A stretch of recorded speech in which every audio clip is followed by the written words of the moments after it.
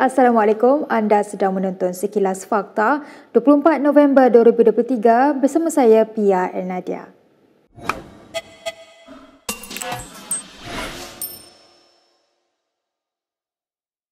Perdana Menteri Anwar Ibrahim hari ini mengesahkan sudah mempunyai calon menteri bagi Kementerian Perdagangan Dalam Negeri dan Kos Sara Hidup KPDN.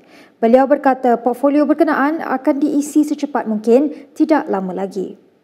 Anwar bagaimanapun tidak mendedahkan siapa calon yang akan mengisi portfolio yang menggantikan penyandangnya Salahuddin Ayub yang meninggal Julai lepas.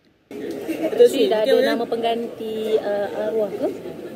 Oh, ada. Bila akan diumumkan? You cadang bila? Secepat mungkin. Secepat mungkin. Okey, jawapan. Sementara itu, Anwar berkata, tinjauan pendapat penerimaan setahun pentadbirannya harus mengukur suara 32 juta rakyat, bukan hanya sekelompok kecil. Beliau merujuk kepada dapatan firma penyelidikan Merdeka Center yang mendapati rating Anwar menurun selepas tahun pentadbirannya. Namun kajian itu hanya membabitkan 1,200 responden. Ya, kajian dia pada 1,200 orang. Daripada kita dengar pandangan dia. Tapi kita kena cuba menyantuni yang 32 juta orang. Okey. Pengakuan PAS bahawa PN masih berusaha menarik sokongan UMNO menunjukkan parti itu semakin terdesak untuk menjatuhkan kerajaan. Demikian kata Setiausaha Agung DAP Anthony Loke kepada media di Kemaman malam tadi.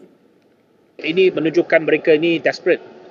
Mereka ini tak pernah berputus asa nak memporak-porandakan negara dan mengkucak-kacirkan kestabilan politik. Apa yang sudah ada pada hari ini sebenarnya sudah cukup baik. Tapi nampaknya mereka ini tak habis-habis nak berangan-angan nak merampas kerajaan. Tunggulah sampai pilihan raya. Lok berkata titah Yang di-Pertuan Agong agar semua pihak memastikan kerajaan stabil juga tidak dihiraukan PAS. Lok berkata demikian sebagai mengulas kenyataan Presiden PAS Abdul Hadi Awang yang menyatakan PN masih berusaha menarik sokongan pemimpin UMNO yang tidak menyokong kerjasama dalam kerajaan perpaduan. Berita seterusnya, Muhyiddin Yassin pagi ini mengejutkan seluruh perwakilan dan pemerhati bersatu. Ini apabila beliau mengumumkan tidak akan mempertahankan jawatan Presiden pada pemilihan parti akan datang. Kata ahli Parlimen Paguh itu, Perhimpunan Agung kali ini adalah yang terakhir untuk dia berada di pentas utama sebagai Presiden. Maka dengarlah.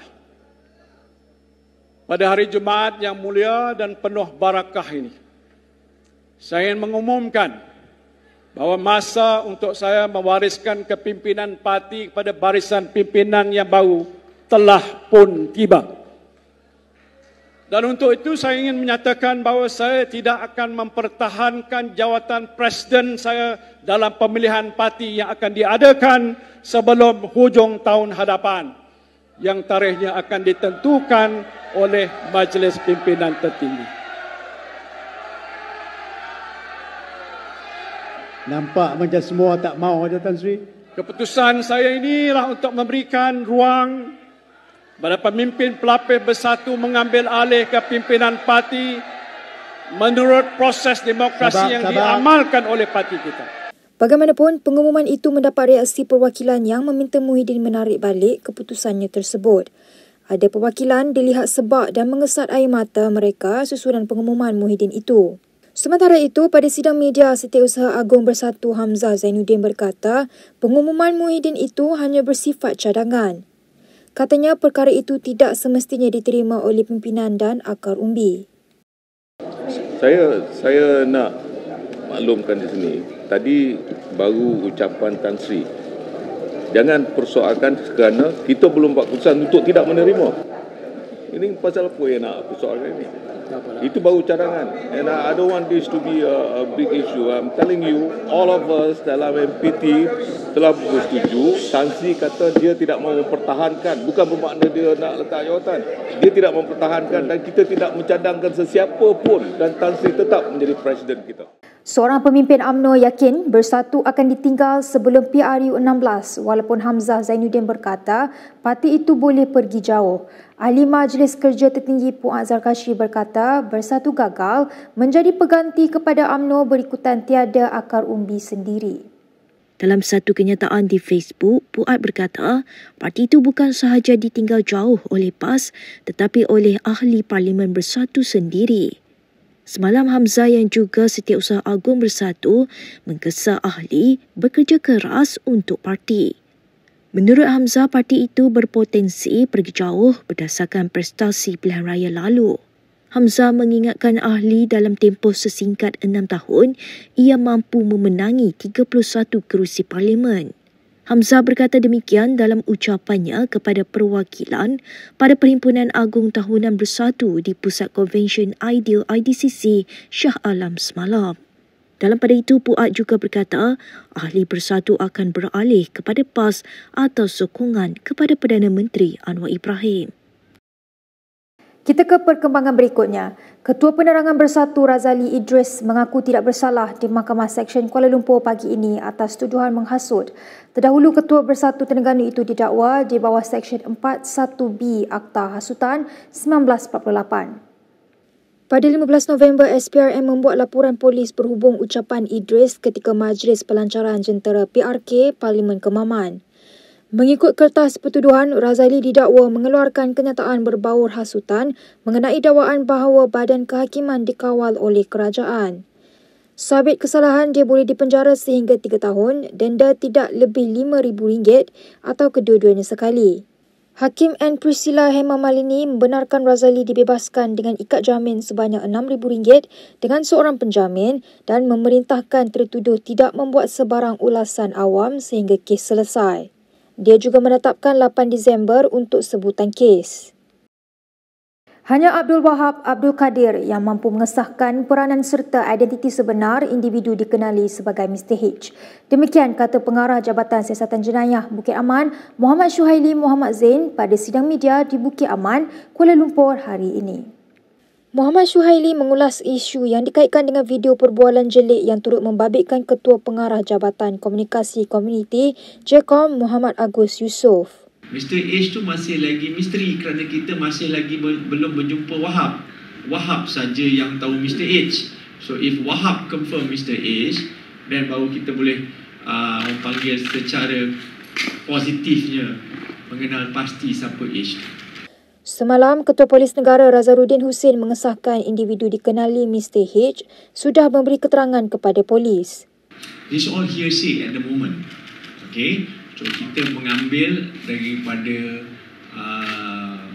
pengadu itu sendiri yang memberi kemungkinan. It's hearsay. So I cannot confirm for real H is who he is. Yeah. So untuk mengelakkan segala spekulasi, H is still a mystery. Mengulas lanjut, Muhammad Syuhaili juga berkata setakat ini tiada laporan diterima daripada Wahab.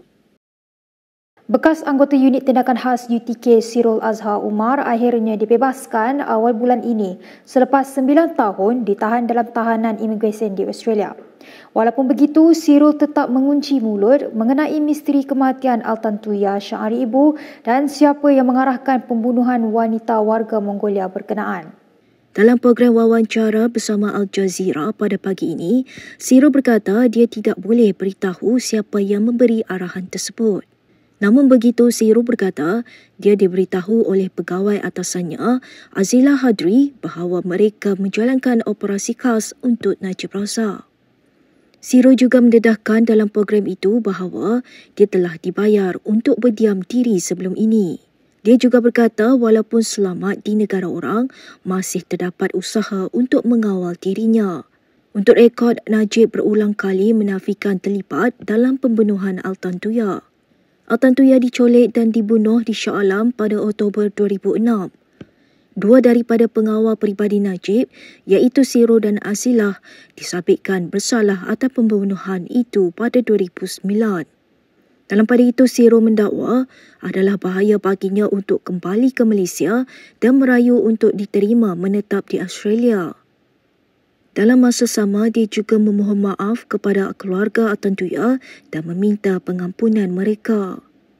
Sementara itu, Pengarah Jabatan Siasatan Jenayah Bukit Aman Muhammad Syuhaili Muhammad Zain dalam sidang media di Bukit Aman berkata nama Sirul masih tersenarai di bawah notis merah Polis Antarabangsa Interpol.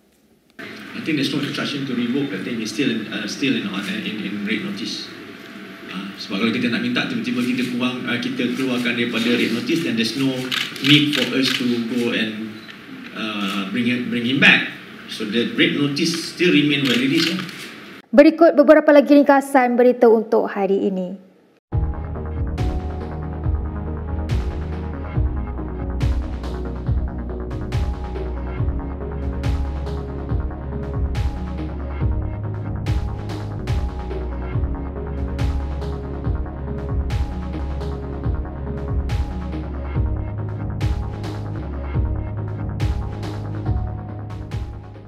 Sekian sahaja daripada saya, Pia Nadia, untuk sekilas fakta. Untuk lebih banyak berita, anda boleh melayari kinitv.com. Anda juga boleh mengikuti kami di Instagram, Twitter, YouTube dan Facebook. Salam hormat dan selamat berhujung minggu.